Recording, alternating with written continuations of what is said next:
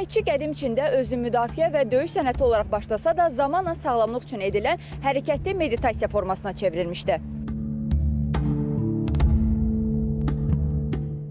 Zərif, yavaş və axıcı hərəkətləri ilə tanınan bu idman növü sağlamlığı qorumaq, elastikliyi artırmaq və daxili enerjini tənzimləmək məqsədi ilə icra edilir. Xüsusilə də səhər saatlarında bu idman növü daha faydalıdır.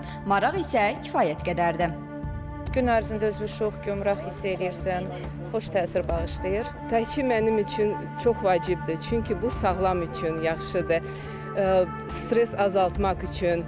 Biz hər gün, hər səhər parkda biz yığışmışıq. Tai Chi'nin əsas xüsusiyyətlərindən biri yüksək fiziki yük tələb etməməsidir. Bu səbəbdən məşqlərə gənclərlə yanaşı, yaşlı insanlar da qoşula bilir. Mən Tai Chi məşqi ilə 3 ilə yaxındır ki, məşğulam. Mənə çox yaxşı təsir eləyir. Yəni qan təzyiqimi stabilləşdirib, oynaqlarımın ağrısı keçib.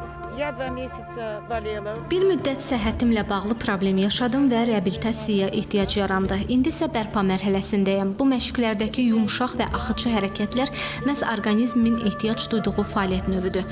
Məşqlərdən sonra özümü daha enerjili hiss edirəm. Sanki bütün bədənim yenidən canlanır. Əzələlərim və qan dövranım daha aktiv işləməyə başlayır. Mütəxəssislərin sözlərinə görə Tai Chi bədənin koordinasiyasını yaxşılaşdırır, tarazlığı artırır və əzələlərin aktiv qalmasına kömək eləyir. Tai Chi ümumiyyətlə bütün dünyada əlavə terapiya və reabilitasiya üsulu kimi istifadə olunur.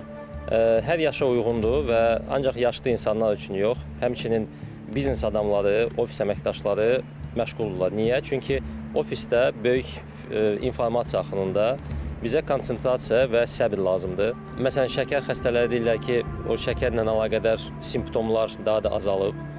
Kimdə təzyiq varsa deyir ki, təzyiqim daha da normallaşıb. Məşq zamanı düzgün nəfəs alma texnikası və hərəkətlərin ahəngdar şəkildə yerinə yetirilməsi əsas şərtlərdən sayılır. Açıq havada keçirilən məşqlər isə iştirakçılara həm hərəkət etmək, həm də sağlamlıqlarının qayğısına qalmaq imkanı yaradır.